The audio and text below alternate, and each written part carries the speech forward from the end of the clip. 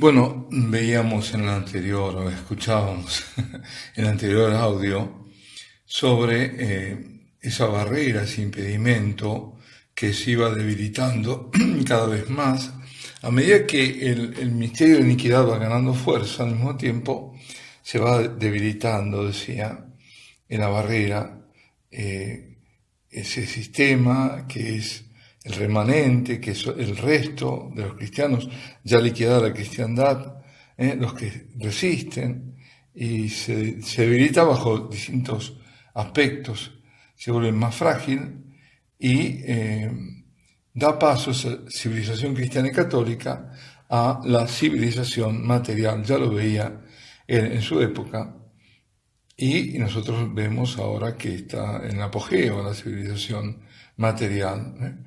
Encuentra esa perfección en la mera prosperidad material. Es decir, solamente eso, la prosperidad material es importante, claro, ¿cómo no lo va a hacer? Pero no tiene que ser el principio rector de una sociedad. Y admitiendo dentro de su esfera, decía, personas de todo tipo, sobre el principio que la política no tiene nada que ver con el mundo a venir, que el gobierno de las naciones es simplemente para su bienestar temporal, para la protección de las personas, de las propiedades, para el desarrollo de la industria, para el avance de la ciencia, es decir, para la cultivación de solo el orden natural. Ahora, esto ha avanzado de tal modo que ya esos gobiernos tampoco cumplen con esos cometidos o esos fines que se habían propuesto, porque ese bien común tampoco es bien común. Sobre todo, ya no se defiende, no se protege a las personas, no se protege el núcleo de la sociedad, que es la familia, y ni siquiera las propiedades.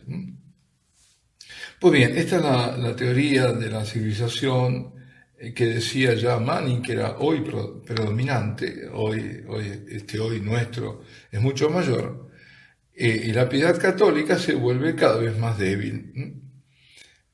Tanto que, decía él, hay naciones, aún llamadas católicas, y que la proporción de aquellos que frecuentan los sacramentos es escasamente calculable.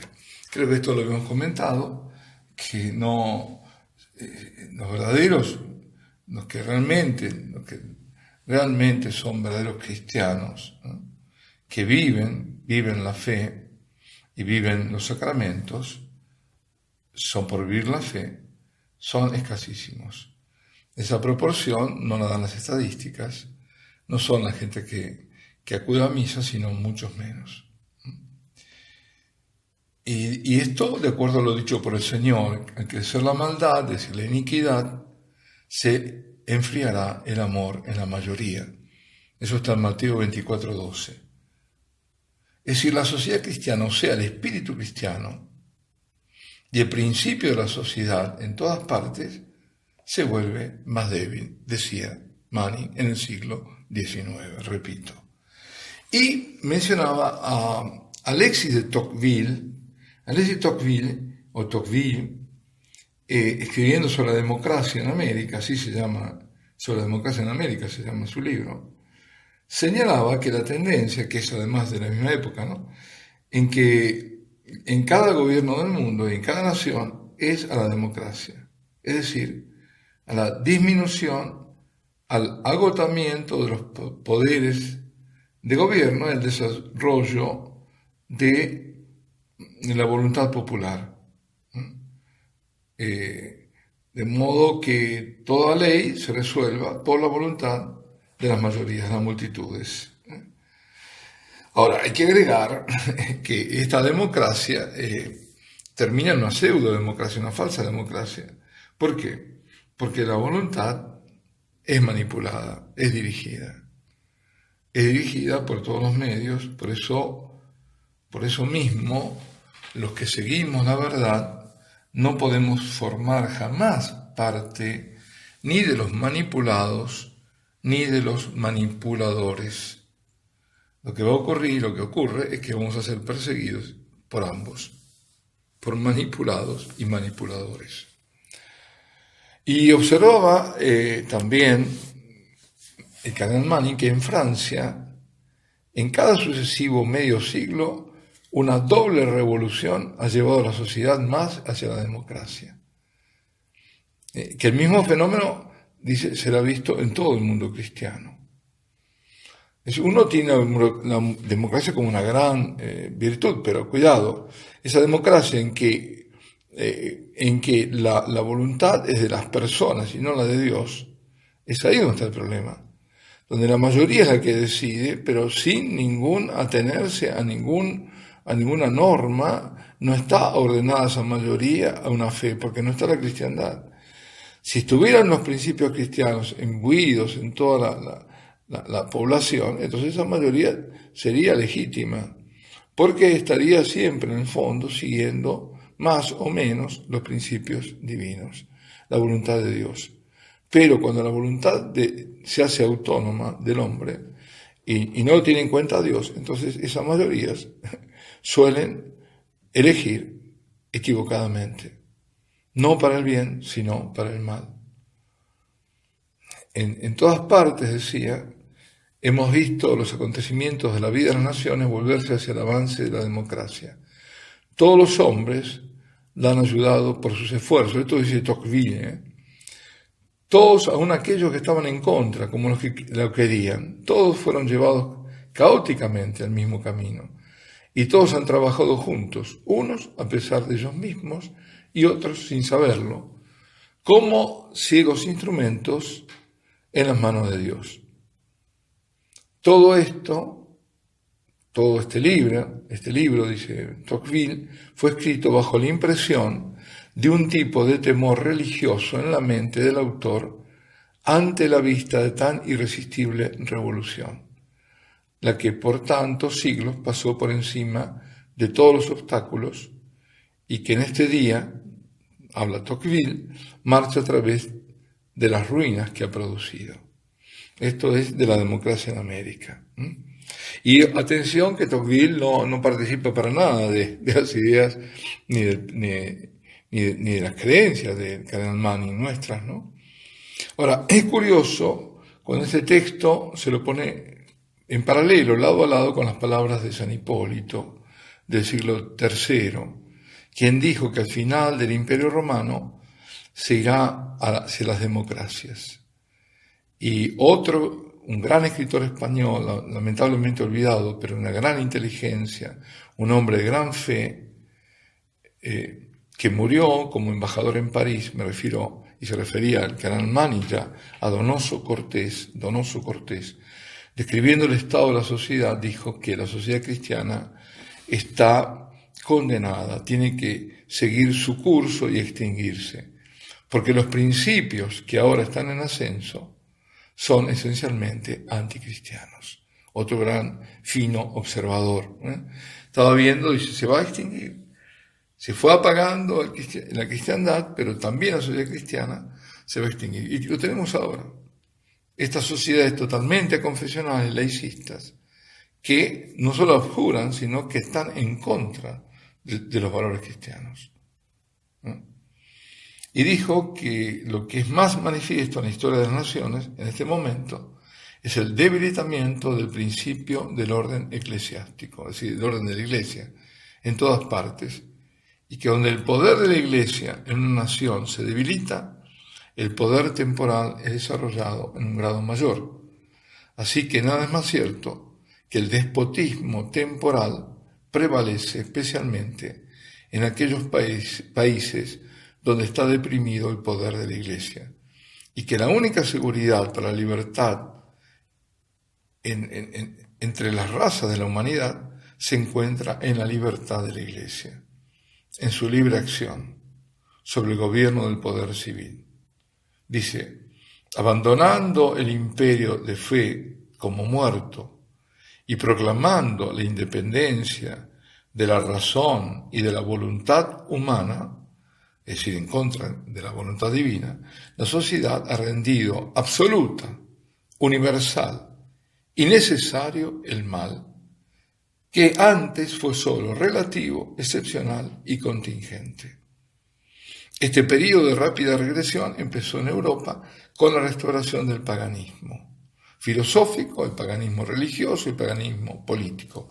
En este momento el mundo está en las vísperas de la última de las restauraciones, decía Donoso Cortés, la restauración del paganismo socialista. Es una carta de 1849, donde lo vio clarísimo, es decir, ¿qué es lo que está diciendo? Que el mal estaba contenido. El mal siempre ha estado, el hombre siempre en la cristiandad y todo, no era que reinaba el bien, no, el mal se mezcla, pero estaba contenido, como dice, era contingente, era excepcional, era relativo. De golpe, quitando la voluntad divina y yendo hacia el positivismo en las leyes y no hacia la ley natural, que viene de Dios, pues ahí viene el desborde. Y es lo que pasó y lo que sigue pasando. Y se va hacia el paganismo, claro. Ese paganismo porque además uno dice, bueno, el ateísmo socialista, el comunismo, sí, pero en el fondo termina en un paganismo.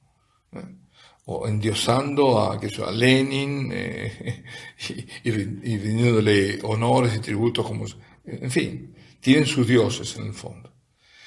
Y escribe de nuevo, la sociedad europea está muriendo. Las extremidades están frías y pronto lo estará el corazón. ¿Y sabes por qué está muriendo? Porque ha sido envenenada, porque Dios la había nutrido con la verdad católica y los doctores empíricos, ¿no? Es decir, los empiristas, los positivistas, todos estos, le dieron por alimento el racionalismo. Está muriendo porque el hombre no vive solo de pan, sino de cada palabra que nace de la boca de Dios. Así las sociedades no solo perecen por la espada, sino por cada palabra que sale de la boca de los filósofos. Vemos ahí como la filosofía no es neutra, todo lo contrario. El marxismo, ¿dónde nace? De la filosofía marxista y del materialismo dialéctico, de ahí nace. Es decir, Comte, lo que estamos viendo, es decir, estos pensadores han destruido todo. Y muriendo porque el error la está matando, decía, porque la sociedad ahora se funda, en los errores. Sabe entonces que todo lo que mantiene como incontrovertible es falso. La fuerza vital de la verdad es tan grande que si tú poseyeras una sola verdad, esa verdad podría salvarte.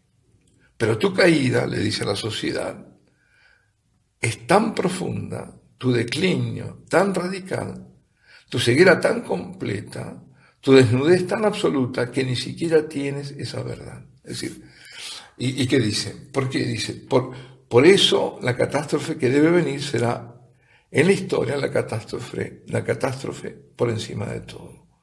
Los individuos pueden ellos salvarse, porque los individuos siempre pueden salvarse, pero la sociedad está perdida. No porque esté ya en una imposibilidad radical de ser salvada, sino porque no tiene la voluntad de salvarse. No hay salvación para la sociedad porque no hará de sus hijos cristianos y porque no somos verdaderos cristianos nosotros mismos, sigue diciendo Donoso Cortés, a quien cita Manning, ¿no? No hay salvación para la sociedad porque el espíritu católico, el único espíritu de vida, no estimula a la totalidad, no estimula la educación. Pensemos, ¿no? No hemos oído hace no mucho y ahora se vuelve con un pacto educativo, que ya hay que ver qué será eso, pero ya lo imaginamos. Como se dice que no importa quién eduque, lo que importa es que el joven sea educado, el niño sea educado, no importa si lo educa un musulmán, un católico, un protestante, un judío. ¿Cómo que no importa? Importa, vaya si importa. Importa por la sencilla razón de que, además de educarlo en la fe, lo estás educando en ciertos principios que se derivan de esa fe. Es decir, por ejemplo, los principios católicos y cristianos. No es lo mismo que lo eduque un maometano no solo en su religión, sino en sus principios, que los principios nuestros no son los mismos. No lo son. Entonces, si no, estaremos... ¿Qué hicieron? Daban simplemente información. San Juan Bosco, San Filippo Neri, San José de Calasanz, todos estos grandes santos que hubo dedicados a la enseñanza, a la Salle, todos. Pero ellos estaban educando en la verdad. Y hay que educar en la verdad. Y con los principios de la verdad. No es lo mismo. Ellos no daban simplemente información, sino educación. Formaban hombres. Así que, bueno, por eso, no estando eso presente, entonces caen las instituciones, las leyes, la moral. Cambiar el curso de las cosas en el estado en que están será, decía él, una empresa de gigantes.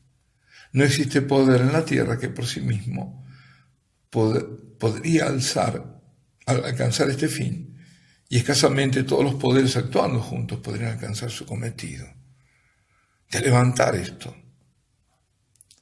Y decía él, le dejo a usted juzgar si tal cooperación es posible y hasta qué punto, y decidir si, aún admitiendo esta posibilidad, la salvación de la sociedad no sería, de donde se lo mire, un verdadero milagro.